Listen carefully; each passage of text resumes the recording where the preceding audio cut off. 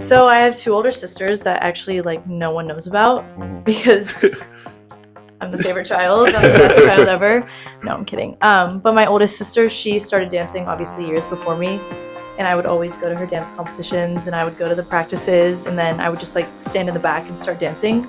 And my mom was like, okay, we'll put you in dance. Yeah. And so I did that and softball when I was like really, really young. And then I just loved dancing because I was there with my sister. Yeah. And dance is a really competitive sport. Like it was always so interesting. We had competitions every weekend. I mean, thousands of dollars were spent on dance costumes. Yeah. So it's definitely a lot of work, but it's been my life since I was literally 2 years old.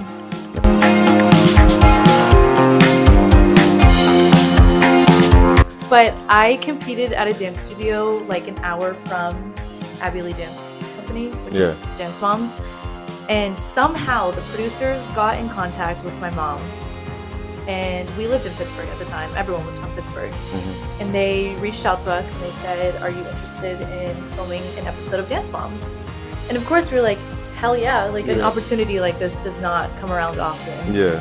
And like, I'm just a dancer. Like that's what I love to do. So my mom was like, if you want to do that, then that's fine. It's just one more thing you can add to your resume.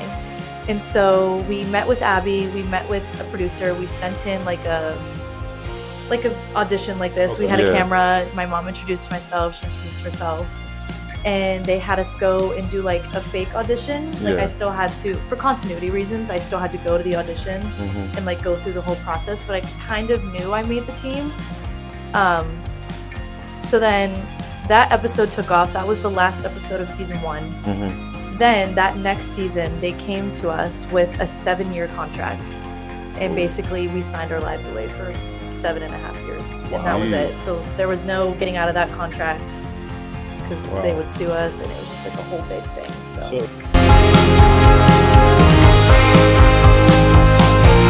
We're actually going to be, to this day, I have no idea what I have in my bank account. I can tell you what I first started getting paid. So we signed a 7-year contract with Lifetime Television and my mom and I split a contract of $500 a week for maybe 2.5 seasons. It seems like robbery to me. No, it really is. Reality TV is so like underground. Like I don't even want to get into it, but reality TV is not what you guys think it is. It is not lavish whatsoever. We got treated like animals. We obviously didn't really get paid enough. We were filming 60 hours a week for a 45-minute episode. Like from 8 a.m. to like 10:30 at night, we were at the dance studio filming countless of hours of dancing, all for them to basically just cut it out. Yeah. And so by the time the show really got started and was in like 150 different countries, our moms were like, okay, we need child labor laws. Our children need to be in school. They need time to eat. They need time to sleep. And they need to get paid for the work that they're doing.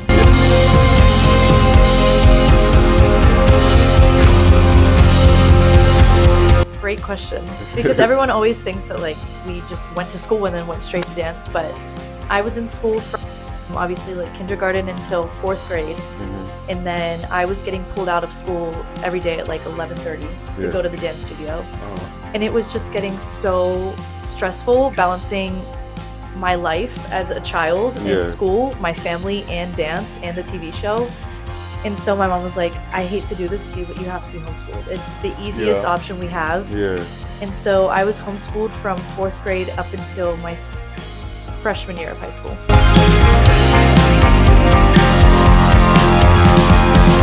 Normally, like, if you're not filming a TV show, the moms will drop their kids off and then leave. But originally, they wanted the show to be like 80% moms and 20% dancing because the moms were so interesting. And then once the dancing obviously was being shown, the viewers were like, we want to see more dancing. So they kind of split it 50-50, but it's not scripted, which is a huge question that we always get asked. Like, we weren't handed a piece of paper and they were like, okay, this is what you're going to say here. But the producers would come in and pull us aside one by one and be like, okay, so we're going to manipulate this situation to where Abby starts yelling at you and then you have to react or you're not going to get paid. So like if our moms didn't fight back or start arguments, they'd basically like hang a paycheck in our face. offices and be like, you're not going to get paid if you don't do this. Oh, okay. And so obviously we're like, okay, it's a TV show. Like, that's not who we are as people, obviously. Yeah. It's a job. We're going to get the job done. Yeah.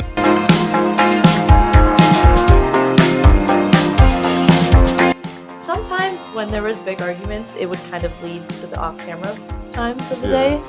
I mean, now that we're done filming, there's still a little bit of tension between the cast members just because of the way people left and I don't know, just the way things ended off.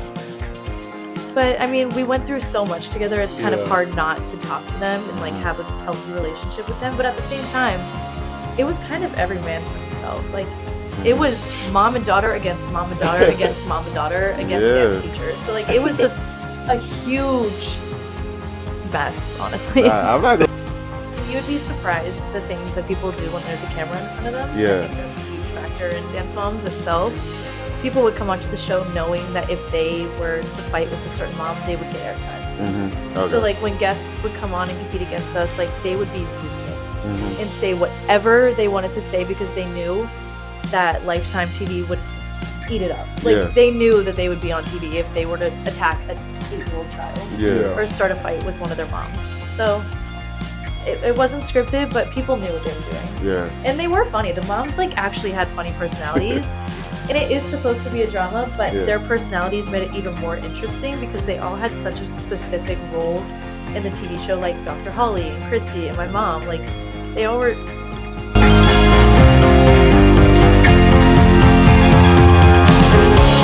My dance teacher, the big dance teacher.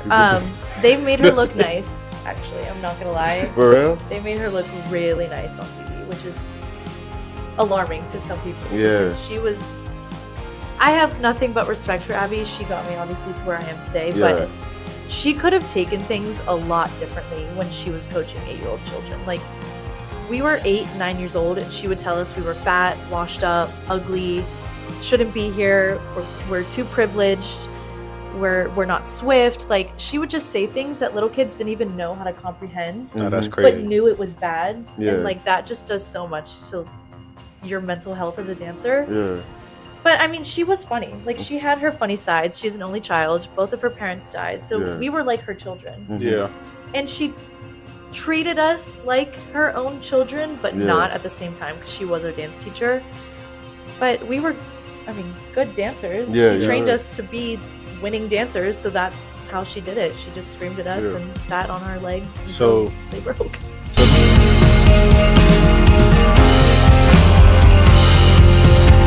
So every week we get ranked. So if like I fell out of my turns or if I like messed up something, I'd be on the bottom of the pyramid. Okay. And if you win first place or you did amazing or your mom was really nice that week, you'd be on the top of the pyramid. So I was on the bottom of the pyramid mostly every single time. Wait, why? Because my mom would always start drama. Dance Mom Joe, love her. She was getting that paycheck. And I don't know, it was just, Maddie was the favorite. Do you know Maddie? Yeah. Maddie and Mackenzie, they were Abby's little angel children.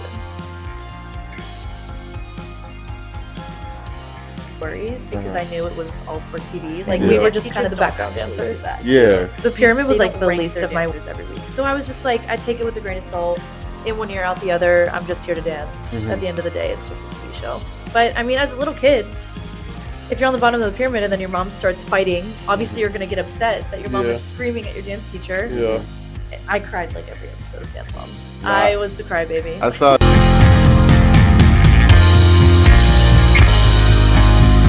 I mean, it was definitely tough going through all of those emotional roller coasters of like getting screamed at and then getting praised and then telling you that you suck at dancing.